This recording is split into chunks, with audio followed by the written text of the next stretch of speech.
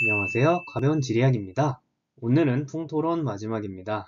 세 개의 풍토형 중에서 사막 풍토에 대해 알아볼 텐데, 일단 사막은 중국에서 온 표현입니다. 하지만 사막이라는 표현이 만들어졌을 때 한자 문화권 거주자 중 사막 풍토, 즉 고비 사막에 거주하는 사람은 없었습니다. 그래서 사막이라는 표현은 밖에서 보는 경치로서의 막막한 모래바다, 즉 실증주의적 자연만을 의미합니다. 이와 반대로 내부자에게 사막은 그리스의 예레미야, 로마의 데세르타로 표현되어 아무것도 살고 있지 않은, 생기도 없는 황량하고 꺼림칙한 곳이라는 의미 부여로서의 현상학적 자연입니다. 생활 방식으로서 사막을 바라보자면 우리에게 검붉은 바위산처럼 음울하고 음침한 느낌을 줍니다. 그리고 우리가 그렇게 느끼게 하는 곳에서 일상을 살아가는 사람들을 타자로서 발견하게 됩니다. 그들의 존재 방식은 건조입니다.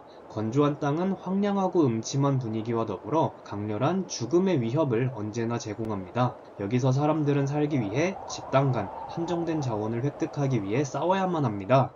창세기 13장을 보면 하나님의 축복을 받은 아브라함과 롯은 부자가 되어 가나안을 떠나지 않겠다 다짐하지만, 그들의 재산으로 인한 목자들의 싸움에 의해서 아브라함과 롯이 서로 떨어지는 계기가 되며, 26장에서는 이삭의 종들이 우물을 파니 다른 사람들이 우물을 두고 다투는 모습, 그리고 종교를 기반으로 사람들이 공동체를 맺는 모습을 볼 수 있습니다.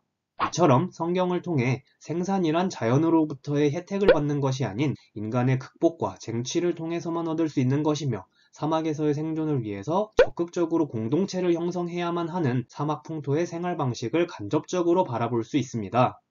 그리고 경관으로서 사막을 바라본다면 자연은 인간에게 아무런 감흥을 주지 않습니다. 사막을 걷는다는 것은 고통일 뿐이므로 유일하게 감흥을 주는 것은 저 멀리 보이는 도시의 불빛뿐입니다. 이에 따라 인간이 만들어낸 것은 불규칙한 자연의 모습과 달리 눈에 띄게 인위적인 모습을 보여줍니다.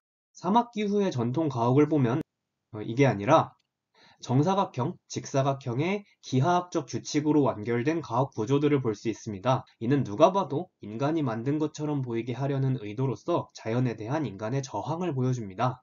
또한 예술에 있어서도 아라베스크 무늬, 모스크 양식에서, 그리고 피라미드에서 불규칙한 자연에 저항하여 인간이 만들어낸 규칙성과 완결성을 바라볼 수 있습니다. 특히 피라미드의 규모는 막막한 모래바다에 저항하는 인간의 위력을 상징한다고 볼 수 있습니다.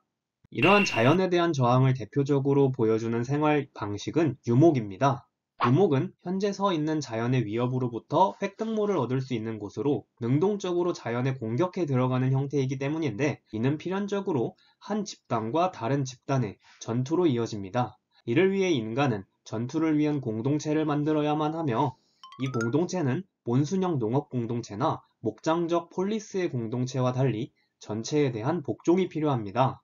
이러한 특징은 이스라엘 민족의 역사에서 드러납니다. 이들은 치열한 전투를 통해 가나안 땅을 획득하고 농업을 익혀 사막적 생활을 벗어났음에도 본래의 긴장된 통일성을 유지하고자 했을 것으로 추정됩니다. 이는 이스라엘 민족이 종교를 확정하고 여러 종교 문예를 만들기 시작한 시점이 가나안 정착 직후라는 점을 통해 확인할 수 있습니다.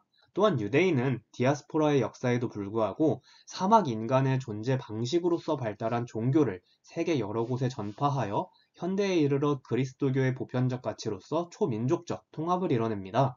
이러한 사막적 인간의 지배는 수많은 종교와 문화가 사라지고 있는 현대에 그리스도교, 이슬람교, 유대교, 바하이교와 같은 사막에서 기원한 종교들이 현재까지 살아있는 모습을 통해 확인할 수 있습니다.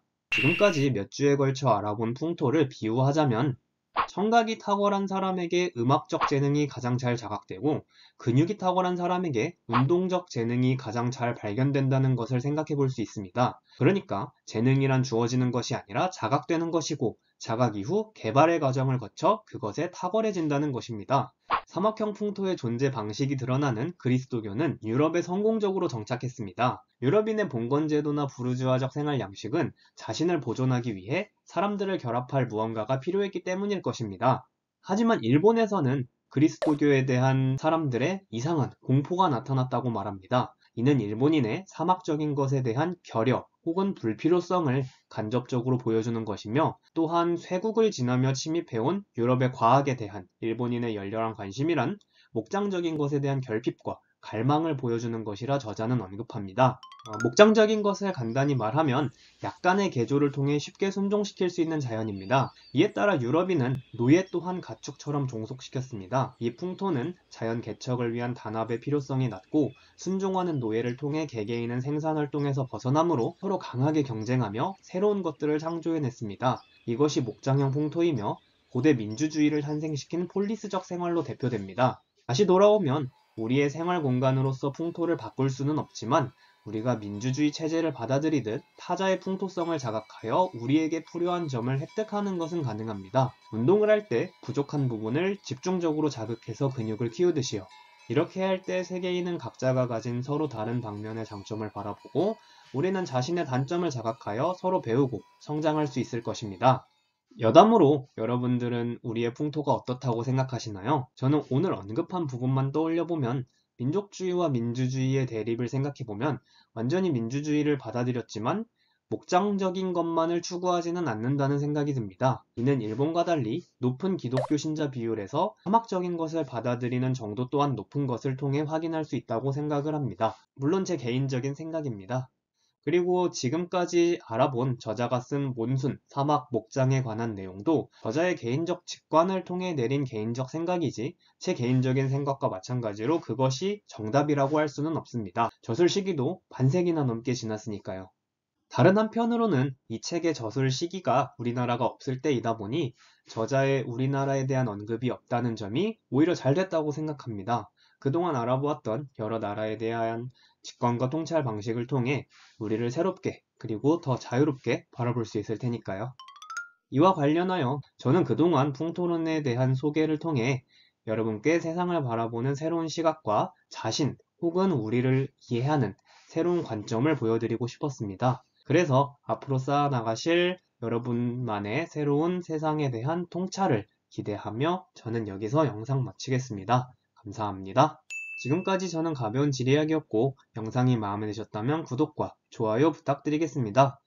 다음 주는 한 주 쉬고 그 다음 주에도 가볍고 단순한 지리학 이야기로 찾아뵙겠습니다. 감사합니다.